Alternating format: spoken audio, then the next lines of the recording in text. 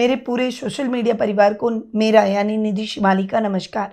आज मैं आपके सामने लेकर आई हूँ तुला राशि वालों का अप्रैल माह का मासिक राशिफल। सबसे पहले एक बार नजर डाल लेते हैं इस माह के कैलेंडर पर। 6 अप्रैल को राम नवमी का पर्व बड़ी ही धूमधाम से मनाया जाएगा। 10 अप्रैल को महावीर जयंती मनाई जाएगी। 12 अप्रैल को हनुमान जयंती का पर्व आ रहा है। 13 अप्रैल को वैसाखी का पर्व मनाया जाएगा। 18 अप्रैल को गुड फ्राइडे मनाया जाएगा।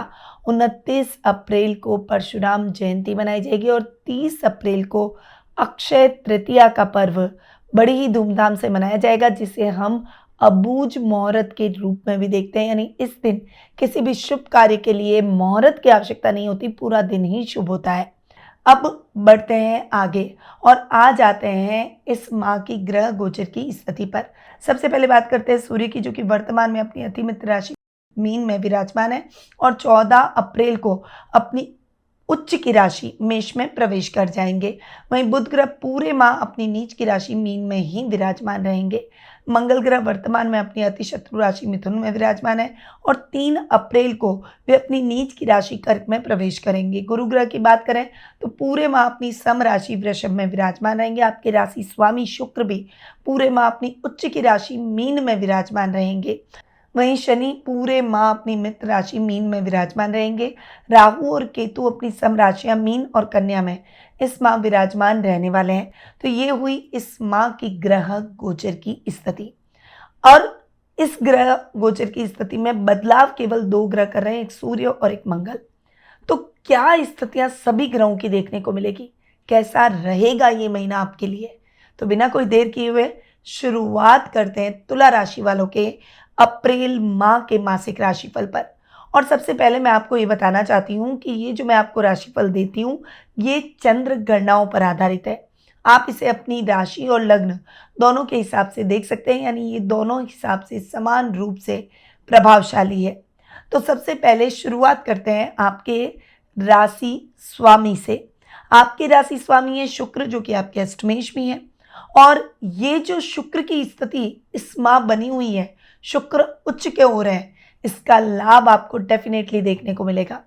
परंतु जब भी शुक्र उच्च के होते हैं, इस बात का आपको ध्यान रखना पड़ेगा कि शुक्र व्यक्ति में थोड़ा सा आलस्य भर देते हैं, थोड़ा सा मनमौजी बना देते हैं, थोड़ा सा कर्तव्य के प्रति विमुख कर देते हैं और इच्छाओं की तरफ आगे बढ़ा देते हैं, और एम्बिशियस बना देते हैं। और एम्बिशियस होना गलत है, एम्बिशियस होना अच्छा है, पर और एम्बिशियस कई बार हमारे जीवन को कई प्रकार की कठिनाइयों में डाल देता है, क्योंकि हम अपनी इच्छाओं की तरफ इस तरीके से दौड़ते हैं कि कई बार हम किसी से कर्ज लेकर भी अपनी इच्छाओं को पूरा करते हैं और हम हमारे काम से विमुख हो जाते हैं। इसलिए आपको विशेष रूप से इस बात का ध्यान रखना है कि हमें और एम्बिशियस होने से बचना है, आलसी होने से बचना है। अगर आप सिस्टमैटिकली अपने कार्यों को करेंगे तो आपके सब काम 1 बाय 1 होते चले जाएंगे। इसलिए बस आपको ये ध्यान रखना है कि आप एक कंसिस्टेंसी से पहले अपने कार्यों को पूरा करें। साथ में मैं ये नहीं कह रही हूँ कि आप अपनी इच्छाओं को पूरा ना करें, अपनी इच्छाओं को, महत्वाकांक्षाओं को भी इतना ही महत्व दें, परंतु अपने काम के बाद, अपने कर्तव्य के बाद। इस समय आपको एक्स्ट्रा मैरिटल अफेयर या फालतू के, एक आपकी गर्लफ्रेंड है या बॉयफ्रेंड है, आप और भी कई बना रहे हैं, एक से ज़्यादा रिलेशनशिप में, ये आपके लिए ठीक नहीं है। क्योंकि आखिर तो एक व्यक्ति ही आपके साथ पूरी ज़िंदगी चलने वाला है। इसलिए एक से ज़्यादा रिलेशनशिप बनाना थोड़ा सा व्यक्ति को ऐसा बना देती है कि वह कभी भी किसी के साथ लॉयल नहीं रहता। इन बातों से आपको थोड़ा सा परहेज करना होगा। इस समय आपको सोच समझ कर अपने जीवन में आगे बढ़ना है। किसी भी काम में आपको लापरवाही बिल्कुल भी नहीं करनी है। यात्राएं करते समय थोड़ी सी सावधानी रखें। हालांकि यात्राएं आपकी इच्छा को पूर्ण करने वाली और उद्देश्यपूर्ण भी रहेगी। आपके काम आप जितना सीक्रेटली करेंगे, यानी बिना बताए चुपचाप तरीके से आप जो भी काम करेंगे, उसमें आपको निश्चित तौर पर सफलता मिलेगी। इस समय आप पर गुप्त शत्रु हावी होने का जरूर प्रयास करेंगे, पर वो हर तरीके से नाकामयाब रहेंगे। पर आपको ओवर इमोशनल भी नहीं होना है, ये ध्यान रखिएगा। जो कला के क्षेत्र में है, जो शुक्र से रिलेटेड काम करते हैं, चाहे वो फैशन का काम हो या फिर कोई कला से संबंधित काम हो या फिर फूड से संबंधित काम हो, रेस्टोरेंट का काम हो, होटल व्यवसाय का काम हो, सुगंधित चीज़ों का काम हो, ट्रैवलिंग का काम हो, किसी भी तरीके का शुक्र से रिलेटेड कार्य आपके लिए बहुत अच्छी ग्रोथ लेकर आएगा। यानी शुक्र उच्च का है, तो इस माह अगर आप इन कार्यों में संलग्न हैं तो इन कार्यों में आपको बहुत अच्छी सफलताएं मिलेगी, बहुत अच्छे ऑर्डर मिलेंगे, आप बहुत मोटिवेटेड दिखाई देंगे, आप अपने काम को एक ब्रांड लेवल पर ले जाकर स्टैब्लिश करेंगे, कुछ बड़े मौके भी आपको मिल सकते हैं। तो शुक्र से संबंधित जो लोग काम कर रहे हैं, तुला राशि वाले लोग, उनके लिए ये महीना जबरदस्त रहने वाला है। अब आते हैं आपके सेकंड और सेवंथ हाउस पर। आपके सेकंड और सेवंथ हाउस के लॉर्ड है मंगल। यहाँ पर मंगल की स्थिति पर आते हैं, क्योंकि मैंने आपको पहले ही बताया कि इस महीने 2 ही ग्रह हैं जो राशि परिवर्तन कर रहे हैं, गोचर में चेंज हो रहे हैं, और मंगल अपनी अति शत्रु राशि यानी आपके 9th हाउस से आपके 10th हाउस में नीच के हो जाएंगे। जो टेक्निकल फील्ड से जुड़े हुए हैं, जिनका फिजिकल वर्क ज़्यादा रहता है, मैकेनिकल काम अगर आप कर रहे हैं, कोई गैराज है, ऑटोमोबाइल का अगर आप काम कर रहे हैं, सिक्योरिटी सर्विसेज का काम कर रहे हैं, या फिर पुलिस, सेना, नेवी जैसे डेयरिंग जॉब कर रहे हैं, इस तरह के जो भी काम हैं, जो कोई ऐसा काम जो बड़ी भारी मशीनरी का है और जिसमें आपके एफर्ट्स ज़्यादा लगते हैं, आप खुद खड़े रहकर वहाँ काम करते हैं, आपकी फिजिकल स्ट्रेंथ ज़्यादा लगती है, ऐसे कार्यों में आपको बहुत संभल कर रहना है। अगर आप इन क्षेत्रों से जुड़े हुए हैं तो आपको जल्दबाजी नहीं करनी है, बहुत धैर्य से अपने कार्यों को करना है। जो लोग माइनिंग से संबंधित काम कर रहे हैं, बड़ी मशीनरी के साथ में, बड़ी मशीनरी स्लैब लिस्ट है, कोई बड़ी इंडस्ट्री आप लेकर बैठे हैं और कोई बड़ा प्रोडक्शन का काम कर रहे हैं, तो ऐसे लोगों को कोई भी ऑर्डर लेने से पहले सावधानी रखनी है, माल का पूरा ध्यान रखना है। बड़ा से बड़ा नुकसान टालने के लिए आपको चारों तरफ सतर्क होकर चलना होगा। कुटुंब में भी आपके ब्लंट होने से, आपकी वाणी की वजह से आए मौके आपके हाथ से निकल जाएंगे। चाहे प्रोफेशनल लाइफ हो, पर्सनल लाइफ में रिश्ते बिगड़ जाएंगे, रिश्तेदारों के साथ कहासुनी हो जाएगी, मतभेद हो जाएंगे, और परिवार में भी थोड़ा सा ज़्यादा ब्लंट होना ना किसी को भी अच्छा नहीं लगता। आज के टाइम में हर व्यक्ति अपने खुद के प्रेशर से जूझ रहा है, तो उसे पॉजिटिव बोलने वाले, मीठे बोलने वाले लोग ही अच्छे लगते हैं। नेगेटिव बोलना, बहुत ज़्यादा ब्लंट होकर बोलना और दो टूक बात करना, देखिए दो टूक बात करना अच्छी बात है, पर सत्य हमेशा कड़वा भी होता है। पर आजकल लोग दो टूक बातों को सुनना नहीं चाहते हैं, उसको भी हम घुमा के बोल सकते हैं, तभी व्यक्ति को समझ में आएगी। इसीलिए आप अपनी वाणी पर वर्क जरूर करें। बहुत ज़्यादा अग्रेशन, गुस्सा भी आपके लिए नुकसानदायक हो सकता है। इस समय आपको बहुत संभल कर रहने की आवश्यकता है, क्योंकि मंगल हो रहे हैं नीच के। दाम्पत्य जीवन में भी सावधान रहना होगा। बिजनेस में, नौकरी में तो सावधान रहना ही है, पर दाम्पत्य जीवन में भी जीवन साथी के साथ में बहुत ज़्यादा ब्लंट ना हो, बहुत ज़्यादा ईगोस्टिक ना हो, वरना झगड़े बढ़ जाएंगे और मतभेद होने से मेंटली आप दोनों डिस्टर्ब रहेंगे और उसका प्रभाव आपकी पर्सनल, प्रोफेशनल और पारिवारिक जीवन पर, बच्चों पर, परिवार पर, सब पर पड़ेगा। इसीलिए आपको बहुत ठंडे दिमाग रखते हुए अपने रिश्ते को आगे ले जाना है। कहासुनी हो जाती है, बातचीत का रास्ता निकालें, लंबा ना खींचें और बहुत ज़्यादा अग्रेशन ना दिखाएं। बस इन बातों के साथ आप आगे बढ़ें। अब आते हैं आपके 3rd और 6th हाउस पर। आपके 3rd और 6th हाउस के लॉर्ड है गुरु। यहाँ पर मैं गुरु की चर्चा करना चाहती हूँ, क्योंकि गुरु आपके अष्टम में बैठे, अच्छे नहीं बैठे। गुरु एक सौम्य ग्रह, अष्टम भाव अच्छा नहीं, इसीलिए यहाँ पर गुरु अच्छे रिजल्ट नहीं देंगे। अब अगर बात करूँ भाई बहनों के साथ, तो मतभेद हो सकते हैं, खासकर छोटे भाई बहनों के साथ ट्यूनिंग बिगड़ सकती है। पैतृक संपत्ति संबंधी विवाद हो सकते हैं। इस समय आपको बस रूटीन के कार्यों को पूरा करना है, कंट्रोवर्सी से बचना है। राजनीति में भी कोई बड़ी कंट्रोवर्सी का शिकार हो सकते हैं। आंख नाक कान खुले रखिए, चौकन्ने रहिए और बहुत ज़्यादा कंट्रोवर्सी में न पड़िए, तो आपके लिए बेहतर रहेगा। थोड़ा सा फ्रंट फुट पर नहीं आइए, कोई भी चीज़ को नहीं मैं कर लूँ, बस वो नहीं करना है। थोड़ा सा अगर आप बैक फुट पर रहेंगे तो आपके लिए बेहतर रहेगा, ज़्यादा सेफ जोन में रहेंगे। वहीं देखिए, रोग भाव का स्वामी है गुरु। गुरु अष्टम में बैठा है, रोग भाव का स्वामी का अष्टम में बैठना अच्छा, राइट। रोग भाव में बुध, शनि, राहु, शुक्र और सूर्य सब बैठे हैं। सूर्य और राहु का ग्रहण योग बन रहा है, इसलिए स्वास्थ्य संबंधी समस्याओं के प्रति आपको बहुत ज़्यादा सावधान रहना पड़ेगा, क्योंकि ये रोग भाव में बन रहा है। तो 14 अप्रैल तक तो आपको बहुत केयरफुल रहना है। बहुत लॉन्ग ड्राइव पे ना जाएं, खुद चला के ना जाएं, वरना एक्सीडेंट होने के भी चांसेस बन सकते हैं। कोई बड़ी डिजीज़ वाले हैं तो वो बहुत ज़्यादा परेशान इस समय रहेंगे। आपको अपने स्वास्थ्य का विशेष रूप से ध्यान रखना होगा।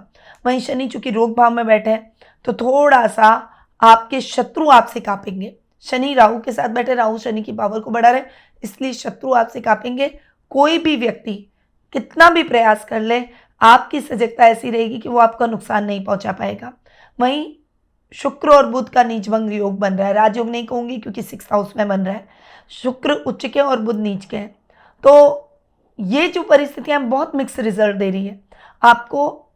गुरु चूंकि आपके रोग भाव के स्वामी हैं, स्वास्थ्य संबंधी समस्याओं से बचें, गलत मित्रों की संगति से बचें, गलत आदतों से परहेज करें, और जो मैंने सावधानियां कही है उन सावधानियों के साथ आगे बढ़ें, बस ध्यान रखें।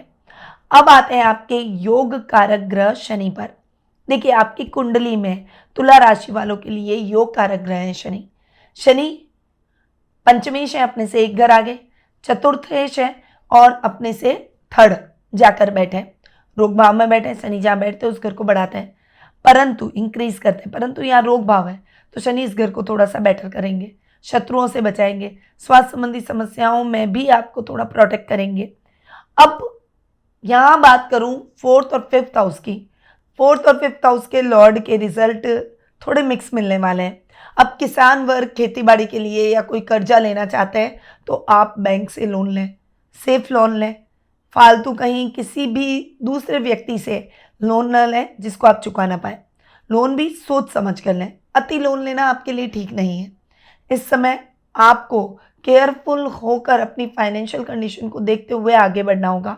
बजट देखकर चलेंगे तो आपके लिए बेहतर रहेगा। माँ के स्वास्थ्य को लेकर चिंता हो सकती है, उनके स्वास्थ्य का भी आपको विशेष रूप से ध्यान रखना होगा।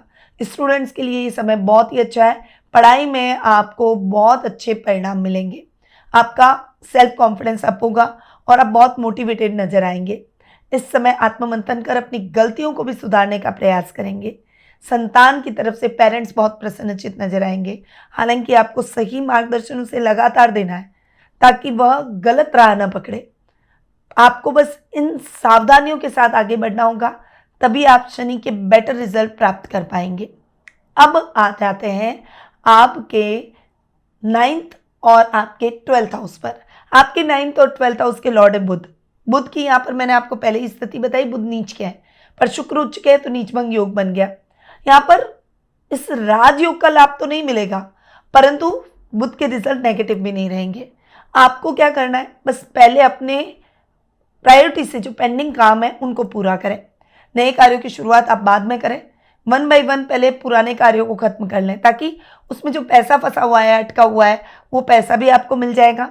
आप उस पैसे का उपयोग नए कार्यों में भी कर पाएंगे और आपका सेल्फ कॉन्फिडेंस भी बना रहेगा। भाग्य को बहुत ज़्यादा आजमाना नहीं है। लक फैक्टर को अगर आपने बहुत निवेश करके आजमा लिया तो नुकसान हो सकता है। थोड़ा थोड़ा पैसा अटका है, लंबा अटका है तो आपके लिए बेहतर रहेगा, लॉन्ग टर्म इन्वेस्टमेंट में आपको फायदा होगा। आध्यात्मिक कार्यों में आपका मन अधिक लगेगा। विदेशों से विदेशी कोई कंपनी आती है, कोलैबोरेट करना चाहती है, पहले उसकी पूरी जांच पड़ताल जरूर कर लें।